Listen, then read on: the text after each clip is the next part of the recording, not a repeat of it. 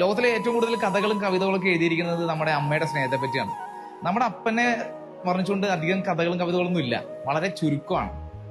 അമ്മയ്ക്ക് ഭയങ്കര എളുപ്പമാണ് പിള്ളേരായിട്ട് കമ്മ്യൂണിക്കേറ്റ് ചെയ്യാനായിട്ട്. കാരണം അമ്മ വീട്ടിലുണ്ട്, അമ്മയുടെ കഷ്ടപ്പാട് അലച്ചിലൊക്കെ പിള്ളേർ എപ്പോഴും കാണുന്നുണ്ട്. പക്ഷെ നമ്മുടെ അപ്പന്റെ അധ്വാനവും ഓട്ടപ്പാച്ചിലും നമ്മൾ കാണാറില്ല.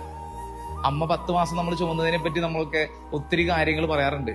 പക്ഷെ ഈ സമയത്ത് ഇതിന്റെ പരിപാടികൾക്ക് വേണ്ടിയിട്ട് ഹോസ്പിറ്റലിലെ പൈസ കെട്ടാൻ വേണ്ടിയിട്ട് അതിനുശേഷമുള്ള ചടങ്ങുകൾക്ക് വേണ്ടിയിട്ടൊക്കെ പരക്കം പാഞ്ഞ് പൈസ ഉണ്ടാക്കാൻ വേണ്ടിയിട്ട് അലഞ്ഞു നടന്ന അപ്പനെ നമ്മൾ പലപ്പോഴും ഓർക്കാറില്ല.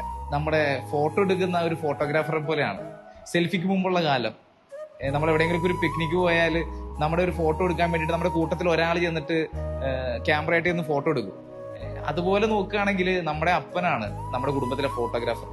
ആ ഫ്രെയിമിൽ അപ്പൻ അധികമൊന്നും വരാറില്ല. നമ്മുടെ ആ ഫോട്ടോ വളരെ കളർഫുൾ ആക്കാൻ വേണ്ടിയിട്ട് ആ അപ്പൻ ആ ഫ്രെയിമിൽ നിന്ന് ചിലപ്പോൾ മാറി നിൽക്കാറുണ്ട്. നമ്മുടെ ജീവിതമാകുന്ന ഈ ഫ്രെയിം കളർഫുൾ ആക്കാൻ വേണ്ടിയിട്ട് നമ്മുടെ സീനിൽ പോലും വരാതെ നമുക്ക് വേണ്ടി അധ്വാനിക്കുന്ന നമ്മുടെ അപ്പനെ ഇടയ്ക്കൊക്കെ ഒന്ന് ഓർക്കണത് നല്ലതാണ്. അവരെ മറക്കരുത് കേട്ടോ, കാരണം അവർക്ക് അറിയൂല എങ്ങനെയാണ് ഈ സ്നേഹം